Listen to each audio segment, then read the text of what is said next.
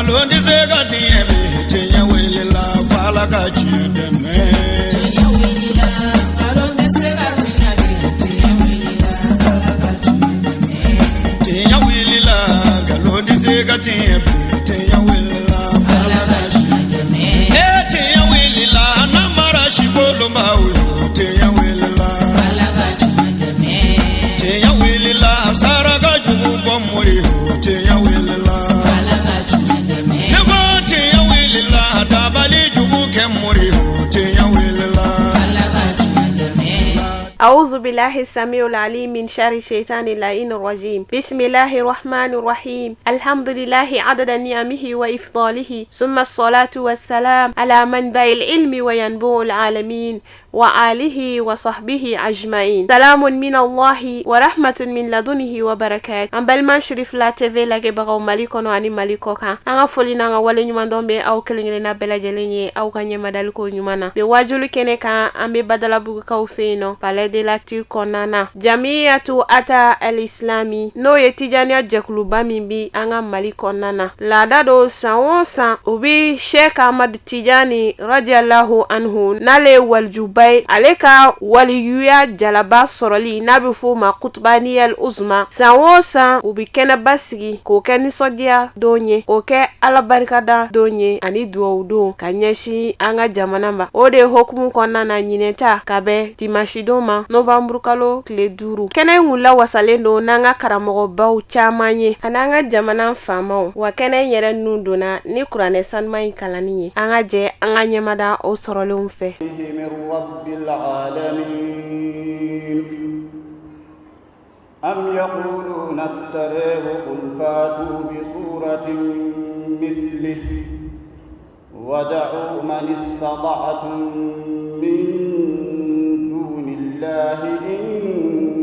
كنتم صادقين بل كذبوا بما لم يحيطوا بعلمه ولما ياتهم تاويله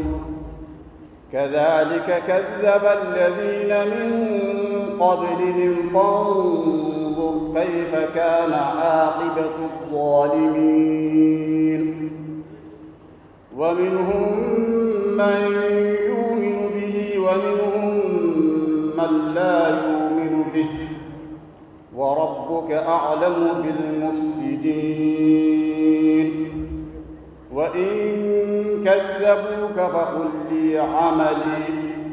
ولكم عملكم أنتم بريئون مما أعمل وأنا بريء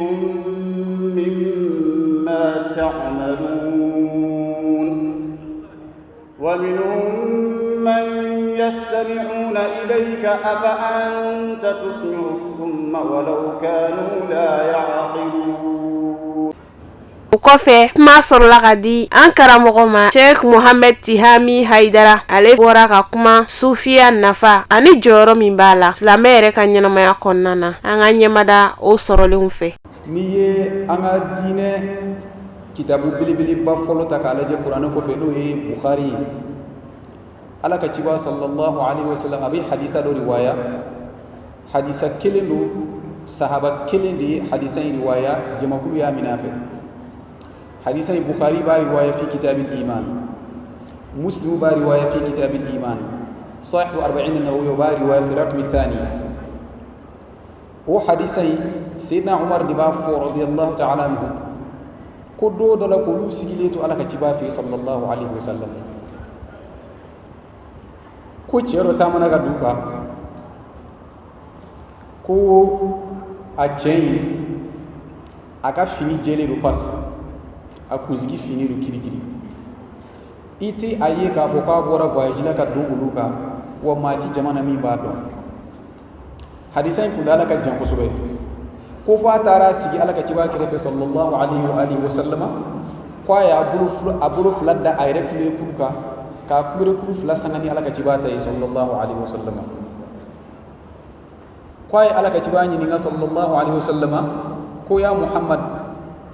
كون كباريا يا المسلمية جميع على كرا يا فواي كسلمية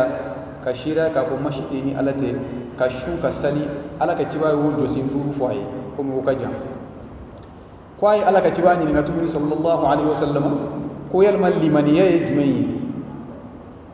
ala ka ciba kama kulli limaniya kadda ala ka kilibanti ala kadda ala ka latigela kadda janimin aljinna kadda ku dugulu ni melekawni nabiyun ka kutubula ala kira ke wulu ku fo ay ko ba Sayyidina Umar ko cin ka kira nyininga arab tlaga fo kira jabi ko fe kiye cin fo sadaqta ya rasulullah ko ana ala ka ciba nyininga ko fe ko yalma nyuma ya jumai ko ala ka ciba ko sallallahu alaihi wasallam al ihsan an ta'budu Allah ka annaka tarahu fa in lam takun tarahu fa innahu yaraka ko ala ka ciba ko ma ko nyuma ya e ka ala batu ina fi nyabi alala ki ka do ni enyeti alala ala nyebela ni hadisai ki sigi ka fotan do kata ne ka kuma koroto yi parce que islamaya kono ma chama be ko ka kalamu la oro nga darsu dama do bi hadisa ni kono na kada yam sega ngani sigi bele jeli bulu ka banti wa kono darsu folo sayyidina umar ko ako bainama kunna julusun aw bainama nahnu julusun inda rasulillahi sallallahu alaihi wasallam o wajira ka fo chen do to la sayyidina umar kilima ide ako wati ni an kun sigile do ala kira kerefe sallallahu alaihi wasallam ko chen do na hadisan ubane ala yara kira ni ko chen do ne ako ko ne jibrila de ko annana aw kala aka dinena donc o wajira ka fo adamadin wore wuse kan meleke yi halni tikira yi o darsu kili parce que jibrila dona ulu ya ye unyena darsu fulana ay ala ka ciba ni sallallahu alaihi wa alihi wasallama ko yalma islamiyya jumai ayu fay ko limane jumai ayu fay ko nyumaya jumai ayu fay ko koro ye dina ye fembele bele ba sabadi islamiyya limaniya ani sufiya no ihsan akele ko ka islamiyya jose duru fo ko ban kalimaniya jose woro fo ko ban anana ihsan no nyumaya nyumaya kika ala batu ina fo nyabi ala la wama umiru illa liya'budu Allah mukhlisina lahu din hunafa ko ika ala batu ina fo ere jole dina baro bele jeli dafal ko ina fi nyabi ala la ko ni nyeti ala la kado ala nyabi la doni wo de ya fo anyina ko sufiya mimbe ni alebi alika bara sinzili do harama de jugud lalika ko ay dalu folo min suru ala kiraka hadisa la ko ye nini ni sigira ka hadisa bla ni dara Quran kono ibi suratu taha laje Quran hafizu bi jaman olu wodo ibi se kata suratu maryam laje abi nabila musa ka kisa ta ka sigi sura flay mono aba fo ko musa na ka kiraya musa sona ka tugucho ma do la ko kali kata e meleke bi jigi mami ka ko kanda o sira ko ma wore kali kana bliya aba fo ko halat tabiuka ala an tuallimani mimma ullimta rushda ko musa est ce que ebi sonne ka tugila ala e doni min di ma no bi ma kanda no yele ko nyana di ma ikan kala la iba don la ka fo jaja kalanden ka tugu ma nyana ko kale ke anyona ye sharia kono o benelu jaja ma ka sheikhu mine wal ma ka sheikhu ka tasira mine qur'ane kono o dalu be no hadisa kono o dalu chama be faman sha'a attakhadha ila rabbih sabila suratul kahf kuna kadima ni ki ka siratike tasratike mbala nabi si alama doni bo ko sabilu min forani yorena ko tariqa di sirami ma la si alama na ngorola sufiya ere bele jeli mana faranyo anga sufiya bi fejme di kala sufiya bi hada madi ruku di kala inni hada madi farqulu sufi gam ko fuitola sufiya bi hada madi ni kala chugudi bana minnu be ani mo mutu jugu minnu be no lu bi hada madi nina no yere boya ani yere prota ani munafiqiya ani shweni ani jeneya ani limaniyandaya ani jatige ani kabba kadda ala kallatigela ol feminu be ni hada made dane do no ki saniya ko lu bele jeli sama ka buida parce que lu bi ni de luti fargoro la sufi yere basile do dika sufiya bele jeli ya farño nga kala je ta so tariqa bele bele ba fla do ro am ko ko sufiya tariqa ko ka sufiya be ba farño nga tariqa fla do tariqatu shukri wa tariqatu mujahada tariqa fola e jumayi o ye sufi folo minu nana kira fatule sanki mi flana kono nana olu ka bara ku jumayi mu tige ka bo jena pew wi tay ko de kono wi sali wi shu wi wurdu ke wu ka jena tige bebla olu wi shutans jana ja sali de ke jenka kayele ma ko kono ala ni kama o ma folo mi bara no doni do abu hashim sufi وتمني كو أبو الجنيد الشيخ الجنيد البغدادي والشيخ أبو يزيد البسطامي حلاج ونوكا طريقة أنا تقولها أفول ما كو طريقة المجاهدة وكره أولوكا على سورة السيرة أكا جنة بس كي فيكي ديكونكتي كابو جينا بيوكولي كاسيك على سورة طريقة فلانا نانا سلامة جنراشون سبنا كونو أبي فما كو طريقة الشكر وفولو فولو ويه طريقة دسوكية أني قادرية أني نكشبندية أني شاذلية أني سطوحية أني دسوكية olu ko kibi tuiga masaya place kono ni ga koloshi ka ala ni ka ala so ni kurdi kumuru ni dowi torika tijaniya yo dowi abu fode mako torika tu shikiri donc o torika belebele ba fla o belajele de mana fara nyogon ka torika misani to bi bo kono na fara sufiya don adoko mujahada kata ko kono ki yere nyani ka banjena ka yara sabla ka o afu mo torika tu mujahada wal ma ka to kono ma to ba ke chugo mina ka keti abi fuma ko torika tu shukri tijaniya bula qadiriya bula torika wore bula akachana o mugo iba soro uluti u yere sene ka ko bita ko kono iba soro uluka khalwa o mancha fana faslun entre parenthèse ni segira kata Cheikh Islam Tijani ka tarikh la radiyallahu ta'ala anhu aba fiye ko ni tabulo no fo le ko abi malla salim alai abela jini ke ka ba nga wati ni alaka ciba nana ali makene ka sallallahu alaihi wasallam aya fo alai ko ati ni be kumbo خذ هذا الورد من غير خلوة ولا اعتزال كي كان ورد من كاسر إما دو خلوة لا إمي يرتي كبو مغولا فدو منا إكتا إكال لجني سو على في كاسر إبي كال لها ليلا إما شانجي donc طريقة تجانية على سجللو أو سجلات نوريكا أمي جيان لبا منا بي نيه أتاك على جي إبا ما چاما نبي كولوشي ما منو بلو ni olu yere ka famiya la olu ba fe ka do sufiya kono ka sufiya nyini ka don nga iba soro ubu do sira je modo iba soro ubu ka famiya je parce que ma ni wuri la ka ko kibita dugula sira min bi ma seye ni o sira je aka chana ibi meta mana ka soro imase donc aramade ikanga don ka fo sufiya yere akal la nyini jume yim mo gola folo sanika afo kibi du tarika la mami mbala ko asonero ka fo ale mangene amma bo bi fura la ka fura nyini o tigi de maye mambala na mo bi cheikhu la cheikhu mbala la si alama kalande en tant que ere mo songa fo ke ma dafa fiyu etsika si alama wa fiyu ti na fa sore ga cheikhu la fi yere de ka son ka fo tiere la nibla halamina majina yi mangene nina hali ni ga kenen farkulu la mangutu jugo do be ulu bena fo sufi do ko komi kafsa kalande ma shufa ni to ki da iga bigita ika laje defo minu bi yere la ruhaniyan iko defo sebe ika sebe kan sebe iga fere ke ka lat la yere ika manini no e murshido be sheikhu no tigi bi deme atlalla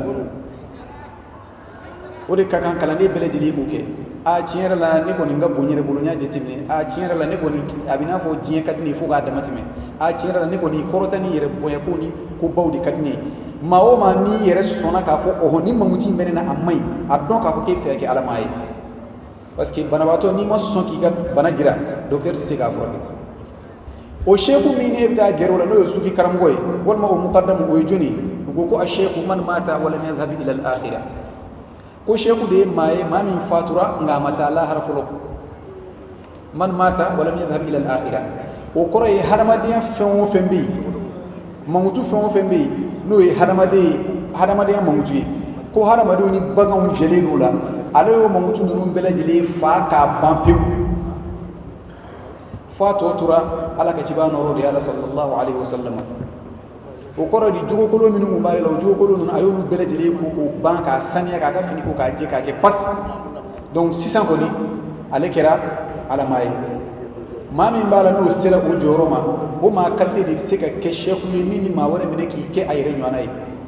tasma ki se kile ni ya bla furne fa tasma cela iba so ale kile bi kami to no bele jeli bi kami ka kan nyona ka so foi ma bo ale degré la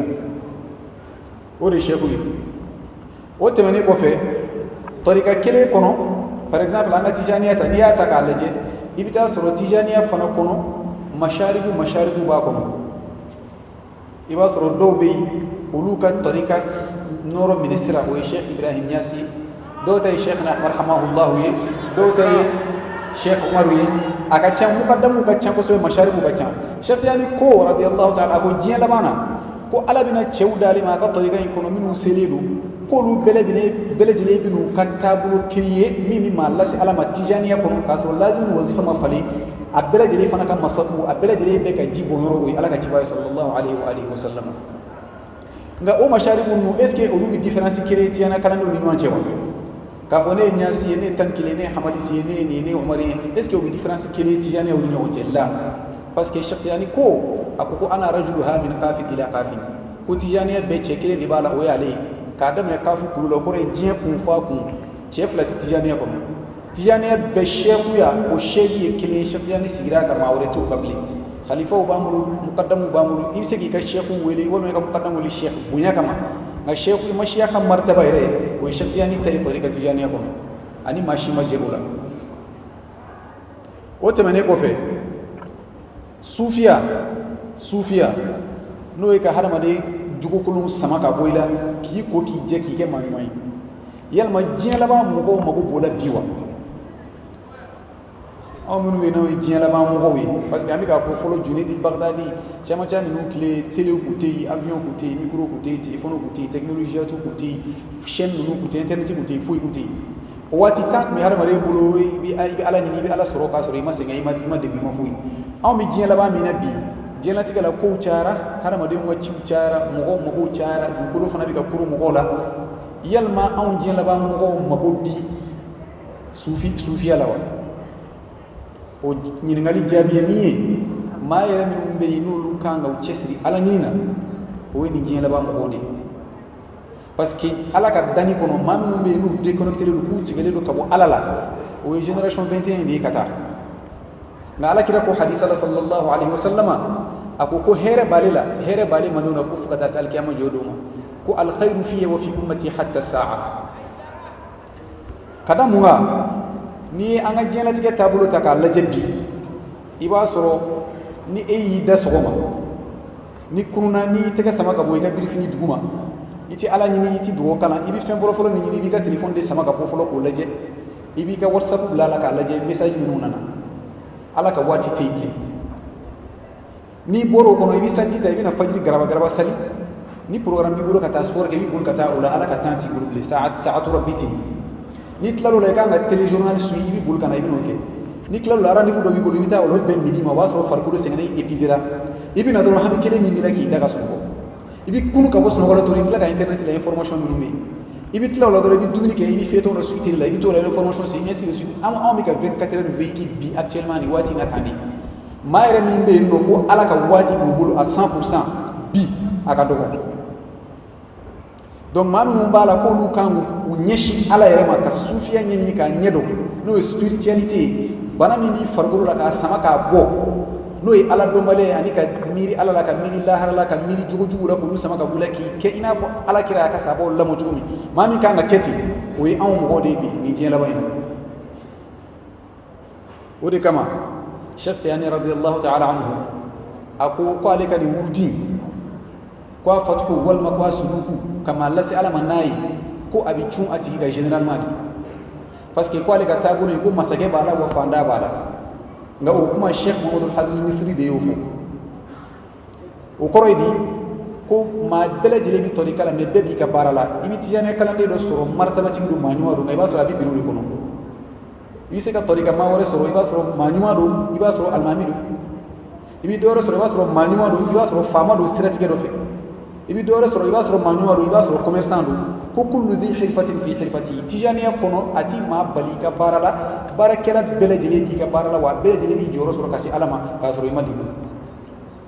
o de kama limamu tigi b'a fɔ ko aktharu man yuftah alayhi fi hadhihi tariqati yakunu fathan hujumiyan aw kama qala a ko maa la sɔnba fɛn o fɛn bɛ yen k'u bɛ dayɛlɛ tijaniya kɔnɔ k'u bɛ se nɔɔrɔ ma fathul mubinu ma ko a fanba a bɛ cun u ka de k'a sɔrɔ u ma sigi n'a ye i b'a sɔrɔ kuma dɔ e bɛ mɛn ka lazimu wurudi waati dɔ ni fatuhu ko a bɛ na i ma a bɛ bali ka na i ma k'i sɔrɔ sunɔgɔ de la i b'a sɔrɔ dɔw ka fatuhu bɛ na k'a sɔrɔ u bɛ wazifa kɛnɛ kan i b'a sɔrɔ dɔw ka fatuhu yɛrɛ bɛ na ka bali k'u to taama na hali nin kɛnɛ ninnu kan dɔw ka fatuhu bɛ se ka na kuma nin yɛtiri o de kama tijaniya kɔnɔ fɛn min ɲininen don kalanden fɛ o ye tarika sharti minnu wara ni Sheikh Sayani olu fɔ n'i sɔnna ka wurudi minɛ ka sɔn kalandenya ma i k'olu dafa o fɔlɔfɔlɔ ye e ka kɛ silamɛ ɲuman ye i ka kɛ silamɛ ɲuman ye parce que ko tariqa ta'rifu la ko at-tariqatu nafilatun ta'abbudiyatun yutaqarrabu biha ila Allah ta'ala ko wurdi nafila siraye ma ba mine ka ki masruya alala abke sababu ka dusku zo wuli ka boy abke sababu hada mare ki kala hala yele maka bo baganya la ki kala hala sigi kana malaika yala adamade fleni ni ya takalaje adamade ya mangutu famba mimbe ni sufiya ba kele adamade ni bagan jeni dola o de kama sufu bolo mami bala ni mi chesiri ka ala ni ulu bolo eti ma kibuye inga ini adamade to de boli do no fe o de kama ibnu arabi al-hatimi sahib al-futuhat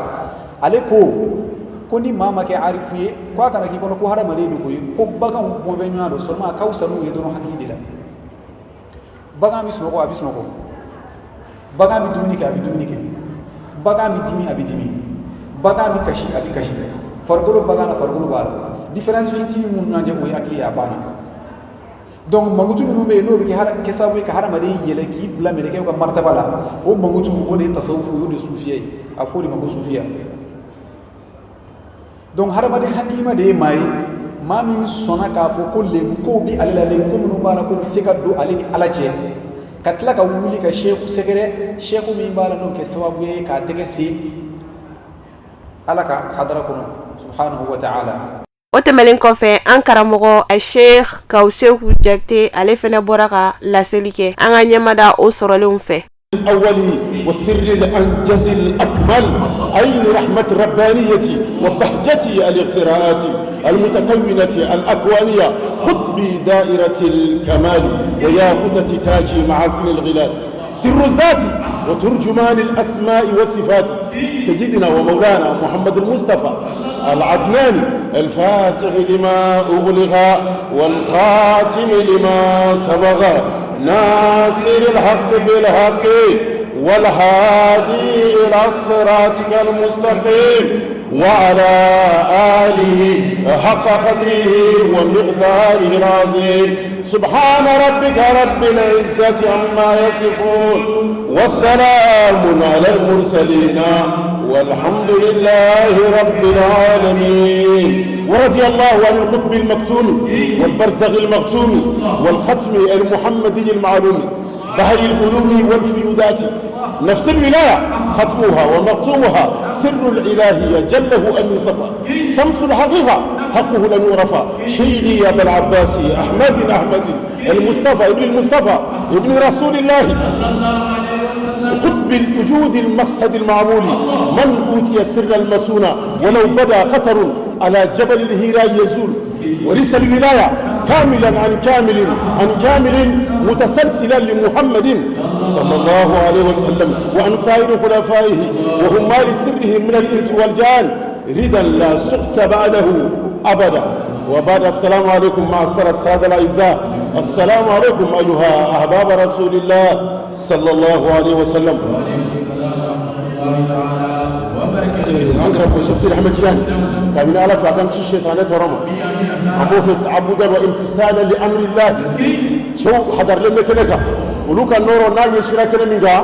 ودون الشيطانات اللي قصرها من يوم كان قصو نام بيا ما فقالا كان كشي الشيطانات ورمى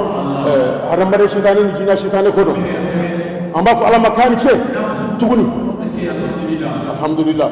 صلوا الخطبانية القسمة من يروك لنا نمبالي غنو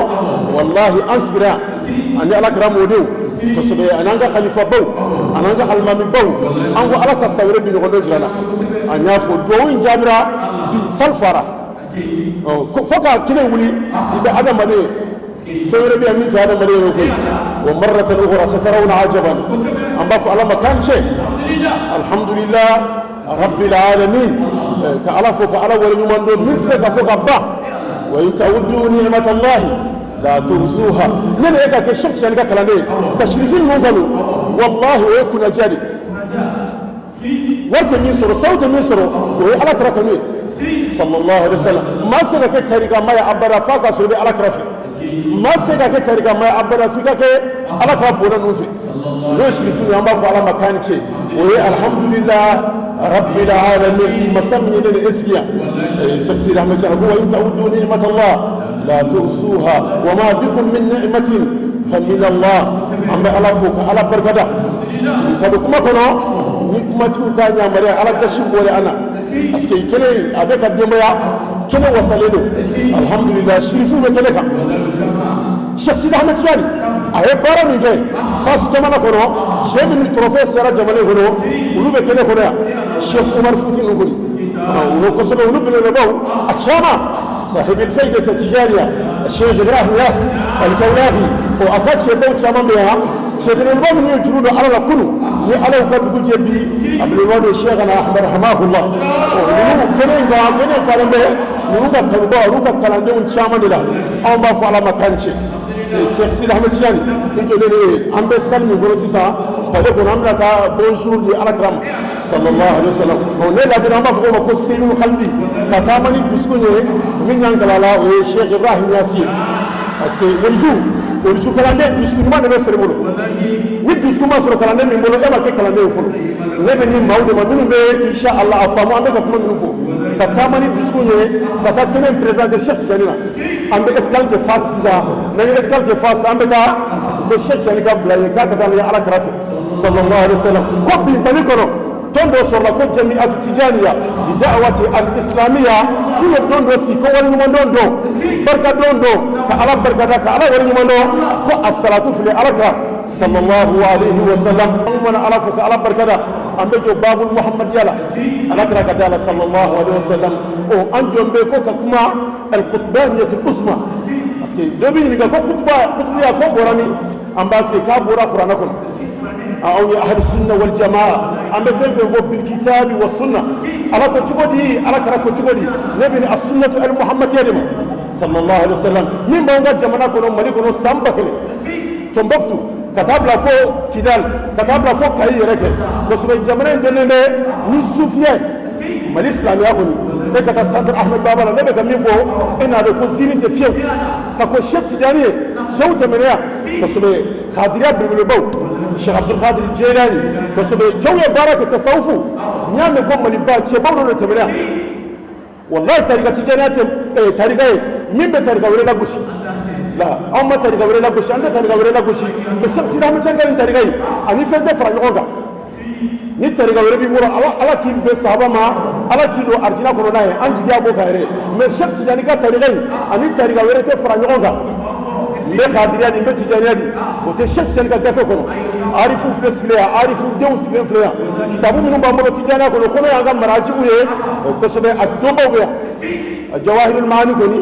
kosɛbɛ ani jami ninnu tigiw rawdul muhibbul fani u dɔnbaw sigilen filɛ yan rimahu a dɔnbaw sigilen filɛ yan ko tarika tijaniya ni fɛn tɛ fara ɲɔgɔn kan fɛn tɛ fara ale kan ale tɛ taa fara fɛn wɛrɛ fana kan ko qutbaniyatul usma a bɔra min balimakɛ balimamuso dɔw bɛ ɲininka k'a bɔra min k'an bɔra pale la ko mun de tun bɛ yen ko kutubaniya u b'a fɔ ko ala kɛra ma fɔ i b'a fɔ k'a bɛ kuranna yɛrɛ de kɔnɔ kuranna de ye kutubu fɔ ne tɛ maa barikalen ye maa barikalen yɛrɛ ma bɔ an ka dugu la o ye tiɲɛ mɛ a tɛ diɲɛ fan bɛɛ o ye hasidiya ni juguya ye i mɔkɛ de ma k'a ye i karamɔgɔ ma k'a ye o de kosɔn i b'a hasidiya sinon maa baw bɛ yen walahi hali alikiyama don dɔ bɛ na dɔ suma na ni o bɔra la alikiyama an bɛ to tile la lahara min bɛ bɔ bolo la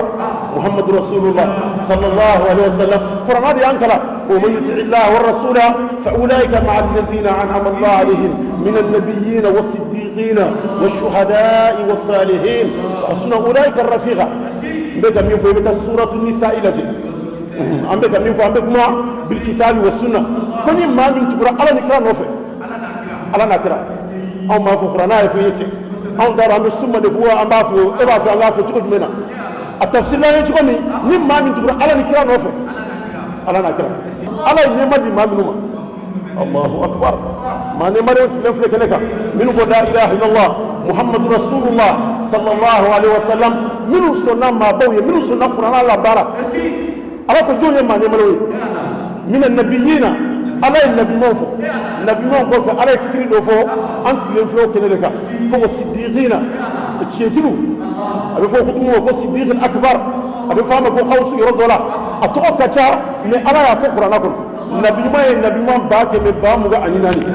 أنت رمشك سلامة يعني أنت متوقع من عمول على كرام منتم بين جرما لا إله إلا الله محمد رسول الله abe ma min bolo ni sigara ko kira wɛrɛ bina ala kira kɔfɛ i ka silamɛya tiɲɛna nabi ɲuman ba kɛmɛ ba mugan naani a banna ni ala kira muhamadi sallallahu alaihi wasallam ala kira n'alen kɔfɛ a tɛ fɔ karisa ye nabi ɲuman ye kalimatu nubuwa a banna karisa ye kutubu ye karisa ye seku ye karisa ye arifu ye karisa ye waliju ye mali silamɛw aw k'a bɛ k'aw bɛ silamɛya min na san ba kɛra ni san kɛmɛ naani. kuma sɔrɔla ka kuncɛ ni Sheikh Ahmed Tijani Jabate ka bɔ Abijankaw fɛ yen nɔ n'ale ye Tijaniya jeturaba ye Abijan jamana kan. Ale de tun ye nin kɛnɛ ye invité principal ye. An ka ɲɛmada ale fɛnɛ ka laseliw fɛ. Ne ka thème tɛ kutubaniya ye mais an sigilen bɛ kutubaniya de kama thème ye tarbiya de mais kutubaniya yɛrɛ Sheikh Tijani bolo radiyallahu ta'ala anhu martaba saba de don.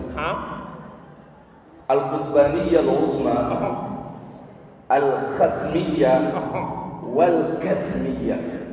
مرتبة سبعة المرتبة سبعة لا يرسل في كلام القديم صلاة الفاتحة تقول هو الكلام القديم صلاة الفاتحة مرتبة سبعة لا يرسل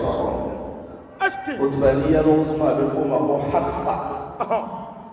المرتبة الحقيقية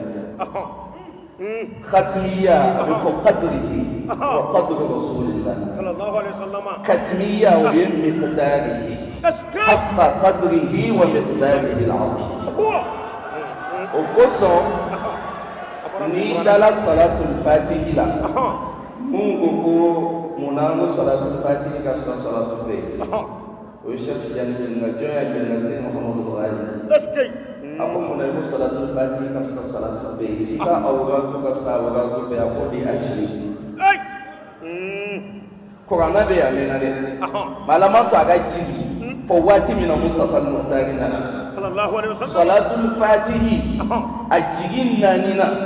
ودي كلا شيخ تجاني تيالي أبنجي فولو وجيغي لا قرآن صلاة الفاتحة فولو بقرآن منازل ددو اللهم صل على سيدنا محمد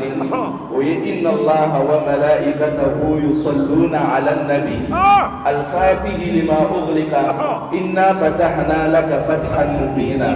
والخاتم لما سبق ما كان محمد أبا أحد من رجالكم ولكن رسول الله وخاتم النبيين ناصر الحق بالحق ناصر الحق بالحق وينصرك الله نصرا عزيزا وناصر الحق بالحق وبالحق أنزلناه وبالحق نزل والهادي إلى صراطك المستقيم قل ما سألتكم عليه من أجر إلا المودة في القربى والهادي إلى صراطك المستقيم وإنك لتهدي إلى صراط المستقيم وعلى آله قل ما سألتكم عليه من أجر إلا المودة في القربى حق قدره وما قدر الله حق قدره ومقداره العظيم وإنك لعلى خلق عظيم وإنك لعلى خلق دنيا صلاة الفاتحة قرآن قرآن شنو ناتنا قرآن قرآن وينيش ناتنا قرآن كذا يفوي أنا صلاة الفاتحة تقول أفلانا وتلا إمام علي مكرم الله وجهه أمولي كالندر يكون اللهم داحي المذهوبات وبارئ المسلوكات وجبار القلوب على فطرتها شقيها وسعيدها اجعل شرائف صلواتك ونوامي بركاتك ورعفة تحننك على سيدنا محمد الفاتح لما أغلق والخاتم لما سبق والمعلن الحق بالحق إمام علي باكي قفانا ندي شيخ البكريمة خلوة كفي معلتي اللهم صل وسلم على سيدنا محمد الفاتح لما أغلق والخاتم لما سبق والناصر الحق بالحق والهادي إلى صراطك المستقيم اللهم صل وسلم عليه وعلى آله حق قدره ومقداره العظيم جاتك لا لا كفي أنا نتكو تجيما الغوث الأكبر والكبريت الأحمر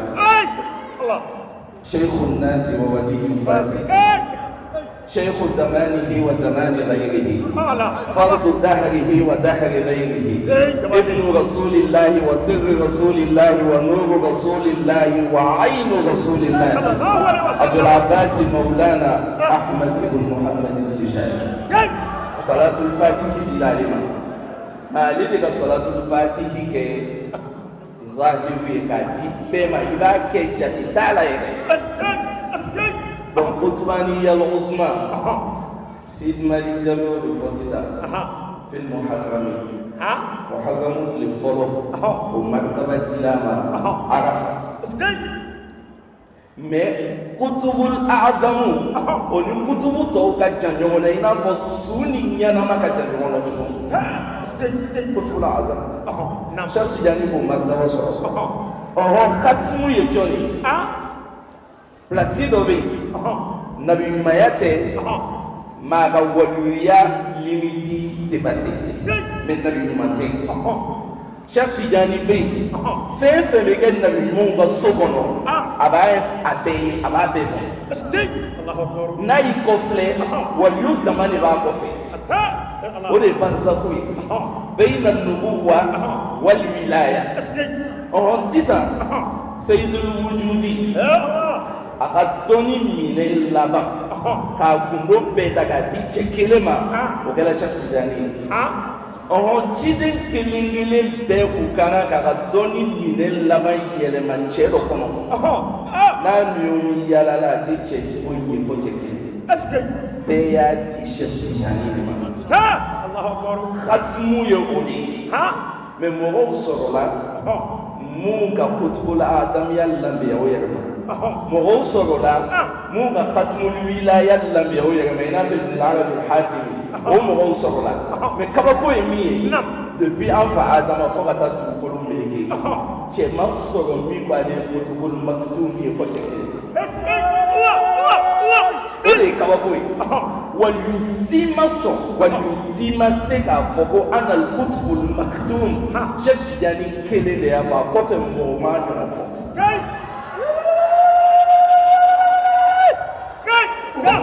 Obaye ba ko tigire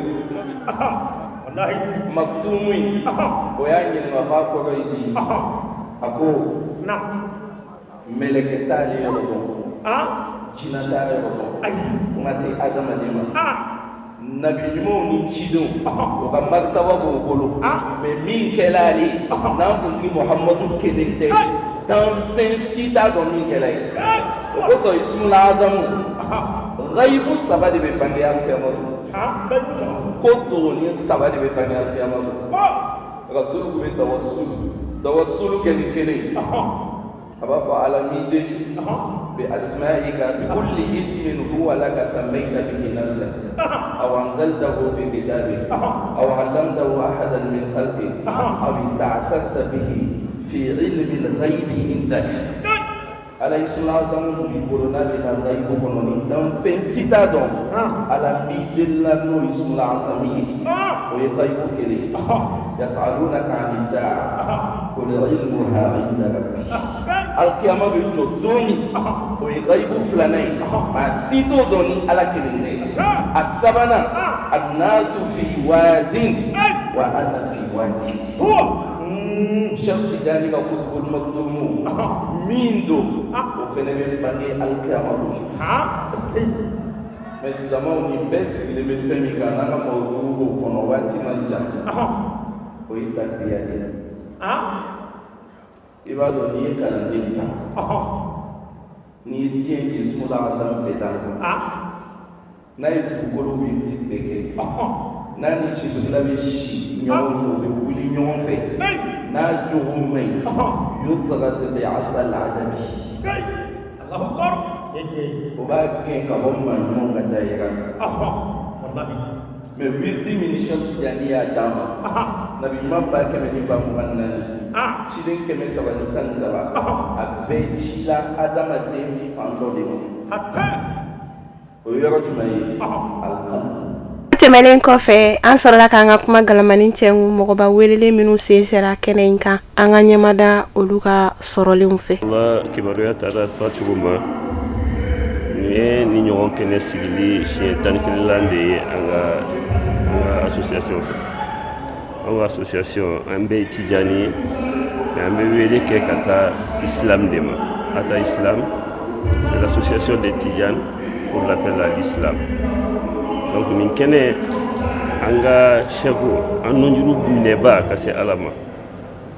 An ka sheku Ala ye jɔyɔrɔ d'a ma, a ye jala d'a ma, a ma min di waliyu wɛrɛ ma. Donc c'est a ye o jala min sɔrɔ, o san yɛlɛma, o nisɔndiya, o n'o barikada an b'o de nisɔndiya jira san o san. I n'a fɔ n y'a f'i ye kuma kɔnɔ cogo min na, ɲinan y'a san 11 n'a ye an bɛ nin kɛnɛ ɲɔgɔn na sigi. Ɲinan ta sa an y'a bila hukumu kɛrɛnkɛrɛnnen kɔnɔ. Jamana bɛ cogo min na bi, i b'a fɔ a ɲaaminen don. Jamana bɛ yɔrɔ min na bi, insécurité ka bon a kɔnɔ kosɛbɛ. N bɛ dugawu kɛ minnu tora la jamana lakadali fɛ, Ala k'u fara selisu kan. Minnu man kɛnɛ hali bi n'olu joginna, an b'a ɲini Ala fɛ fana Ala ka kɛnɛya da n'u ma. Ala k'o kɛ Ala kɛra kanu kosɔn, Ala k'o k'a ka Ala ya kosɔn. Salli ala Muhammad wa ala ali sayyidina Muhammad sallim. Alhamdulillah rabbil alamin, Allahumma salli ala sayyidina Muhammad wa ala alihi wa sahbihi.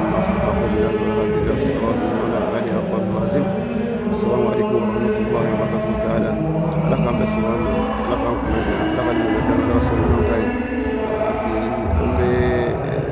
yomna chania ka kupania kireka. Ni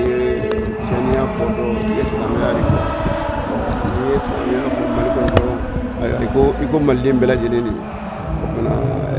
Islamia amado ko Islamia ka mali yereka la folo ni malika Islamia yere folo adamna ninunila adamna ninunila o abadamna nuna watimna adamna la basila Islamia yere abinna almadin soro idu glanendo abe idu glanga nya parce que Islamia na soro kaso anga almadiya sabatilin do yanno o Islamia na kana dole faraka parce que Islamia yi noroi ale kana o andana nasram fe do terga salve bon terga salve parce que jawje ni barka datala jawje ni bunyata kunana o kuna be jelangolo ni on tiania ni terga nu uske me shera munga o kuna shera kabbu musbe abe anga jamana yere ka tabiya abo o sindi ko sebe parce que ngalla jamana yere bi ame munyi aywa ni ya me ka fo aka kele dabla moko ka ke ka fo moko siteno mu ma fi mako ni dabla ni ko to nyona to lati yoro na ko to nyona ta du ko nana o du be ka du jango jamana ko nana o bula do tige chania tarika ale be munyi o ko to nyona tala ani sabali ani nyona deme o bula do jamana re mako bolda sala ko na do ma do ke ni faranyo ngam flani ala ka ke jamana ma here ala ka ke jamana ma bodai toroma anka mungoso amsika yere bo toro ngona to amna me ambo toro ngoni konana atisika ke tu shila fanga amma jinyoy anga kutu nyon tala anga sabal nyongoro anga hine nyona no kera do de benbe toro konana na bibo pasalo munum be yavuna mangana aya naso be joro hinila joro sika soro mangango nana o naso be fanga hinila fanga sika soro mangango nana o ni be jamana re no fe jamana sika soro ka soro kelebi no parce que jamana na bi bulu ni keleba ko nana jamana tew ala ni fanga bi bulu ni war bi bulu ni war de ni war bi bulu ni kelebi no warte no fanya o bana ala madiya foiti sika nya ni lafiya ti fulo o bana ambe lafiya de ni jamana ko no ala ka lafiya no wani aywa lafiya na bo ala ka nu deme ala ka so mangai ala ka ku naja ko mangu na mi do ko ya rabbi ala ku deme ku sef jamana ni tali ko la o dina mo ko fina ku jija ko do ke ko do ko kana do ko fina ma de ko barake ko kuma nduk mana alama dun nyoje aka chara fe alama de kula du ulbe lamenike ulbe sabali na amme kuma dani rola ka fu ko barkada ala ka sawre yana ala kan kunaja ala kal madama wa rabbana atina fi dunya sanatan wa fil akhirati hasanatan wa qina azaban nar wa adkhilna jannata ma la baraya ghafar salisu an rabbi rabbil izzati ma yasifun wa salamun ala al mursalin walhamdulillahi rabbil alamin ami saliti bakan an kada fale ko fa alama subhanahu wa ta'ala ka ala dele aka hinanga walijula waliju ko waliju ne Cheikh Ahmad Tijani ala ka dayro noro ma ba febe temena nga jamana kono no Tijani ya khalifa uli muqaddamu ni murudu ala ka hera kube mun fatura ala ka hina ala ka yafu abado islamaya fambe here toroti islamaya kono on Tijani kalandeu jamana ingono ne hakila soni abitafa sankeme fulala Tijani ya charini mali kono okmana wati desera minye faranyonga wati farafaralu wati temena kadaka okunkera sababu dawla ani sababu daw koso kadaka tuwabo bafo ko il faut diviser pour régner ni bi feka mogo mara ku fara ni u fara kuma mana ibe se ku mara o wati temena mogo ya hakili soro mogo karana limaniya segina nola o kuma sisan Tijaniya ton chayara gantlala ko ton no zawiya be fara nyonga ko ka tomba kenengi ko to da ko confinance Conseil fédéral des adeptes de Tijaniya du Mali nebia wo kadiri le koronana kalaka ala wo nyama ya kalifanema ambi bitle mena o mana ne kan kayeni keneka kalaka ankara mogo ananga nyama o Cheikh Ahmad Tijani de radiyallahu ta'ala anhu o to bi fo yoro la o ka mo bu fo yoro la la mo bi keno ka bara u yoro la anga yo keneka ka nyonde me ala jati koso ni kononje yayi ni tleni yayi a betrule de jogo lega notre dîner Muhammad nanane die nde kaban sallallahu alaihi wasallam sharia din islamia o dafara kaban na islamia tara ka fe min to amolo kanga anche sirola ale Muhammadu ko fe o jogo dlaliye o kuma Tijaniya anana ka jogo de dila abe fenkile ndoro ne no fe hada made dusukun no ya dusukun no ole mi ba erela no le ba shuka bla ko jogo kelila ngalola namarala shuyenina onanyo no febe bisaka ke sababu hali islame na bisaka ke sababu ya kimina lahara jodo okumana Tijaniya bina ode kan ode sania nga foma nyabade ka sori la miye karamoye mimbi sira yirila wa fodi mako muqaddam wal khalifa nga ulu be farale nyaa ulu fana ka khalifa ole Cheikh Ahmad Tijani radiyallahu anhu okumana anzingile do bi ambe ala deli anga jamana bi yoro mina femi mbaje oyo ni yoro ni nde joko de nyena ni ame ko corruption ko ka sura femine sila menyuma ti sura fen dio sila menyuma fana ti sura femine okuma joko nyena ni ay may ngalondana ngalon tigala a joko de may ni ame karisa jamfa a joko de may ni ame karisa ya shinji tige a jogo de mai ni ay karsabi ma korofo a jogo de mai ni ay karsabi mo hasidiya a jogo de mai donc ni nunu de faranyo ni kala Tijaniya karamo be nunu de ko ka boy dusku na folo o ko ne biki mani ni venyon fe ibike hadama don fe ibike chiba fe ibike ala fe o ko na ibike ala ka manu mai afo manu ko ala ka waliji ala ka waliji ti dore minu sona ala ko ngal to nyaatoy ala ko ngal ngay nyaake o ko ebi gere ala Tijaniya resto sizile doni deka walhamdulillahi rabbil alamin o ko mana ambi ata islamu amba fo amba nyamogo fo munu isara kan bara illa be ka angwele ka amfara nyonga ambu fo ala ka sambara yira ayo an kon be jama wele Tijaniya la Tijaniya tarka mi Tijaniya tarka mandu sallallahu alaihi kira sallallahu alaihi ka sirawdu febe be islamaya la amba nyini be fe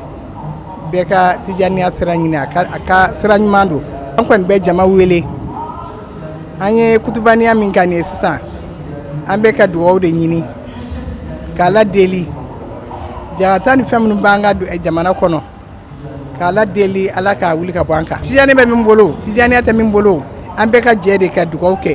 aga nyongon kanu ka nyongon bila sira ka nyongon mne ka sira kele mne o de b'an ka jamana in bɔ bolo la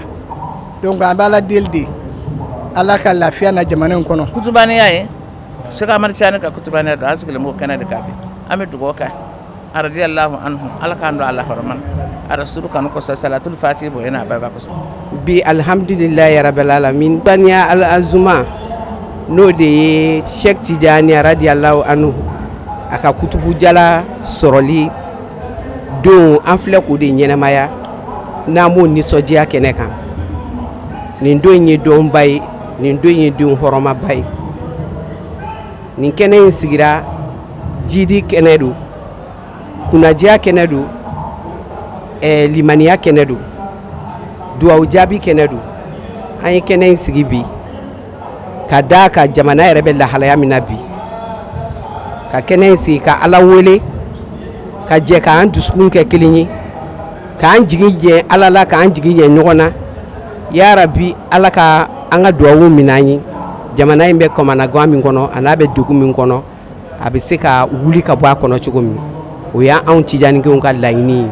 an ye kɛnɛ in sigi kɛrɛnkɛrɛnnenya la bi o kama wa an y'a ɲini ala fɛ ala k'o nɔgɔya an ye wa an jigi b'a kan nin kɛnɛ sigilen nin kɛnɛ in ye ala ka kɛnɛ ye ala yɛrɛ ko silamɛw k'an ka fara ɲɔgɔn kan ko ka jɛ ka kɛ kulu kelen ye k'ale wele n'i y'a wele a ka ca ala fɛ jɔ ɲuman caman bɛ sɔrɔ kɛnɛ in kan yan musa jaabi bɛ sɔrɔ minnu na wa an jigi b'o kan k'o bɛ sɔrɔ donc kɛnɛ in sigili ala k'a k'an ye fayidu ye k'a k'an ye jigisigi ye k'a kɛ jamana ye hakililasigi ye. Alhamdulillahi rabbil alamin an balima Shirifila TV lagɛbagaw Mali kɔnɔ ani Mali kɔ kan an b'an ka foli kokuraya aw ye sanga ni waati bɛɛ lajɛlen hakililajigi an kun bɛ Badalabugukaw fɛ yen nɔ Palais de la Culture kɔnɔna na ata el islami n'o ye tijaniya jɛkuluba min bɛ Mali jamana kɔnɔ laada do olu ka laadala sigili n'a bɛ fɔ o ma kutubaniya al uzma Sheikh Ahmad Tidiane radiyallahu anhu ale ka waliya jalaba sɔrɔli don anu ka congrès ordinaire ka kɛ nusɔdiyali don ye ani duwawu don ka ɲɛsin an ka jamana ma nin kun y'an ye o kɛnɛ kan an bɛ ala deli duwawu minnu kɛra kɛnɛ in kan ala ka duwawu ninnu bɛɛ lajɛlen jaabi an ka jamana ala ka basigi minnu ni tora an ka jamana in kumabɔli la an b'a ɲini ala fɛ ala ka yafu ma ala ka hinɛ o la wassalamu alaikum wa rahmatullahi ta'ala wa barakatuhu shukran lakum wa dumtum bi khair.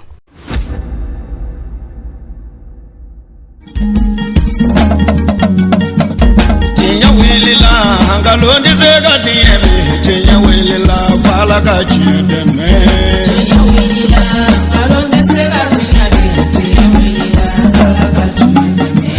tinya wilila galondi zega tiyebi tinya wilila fala ka chideme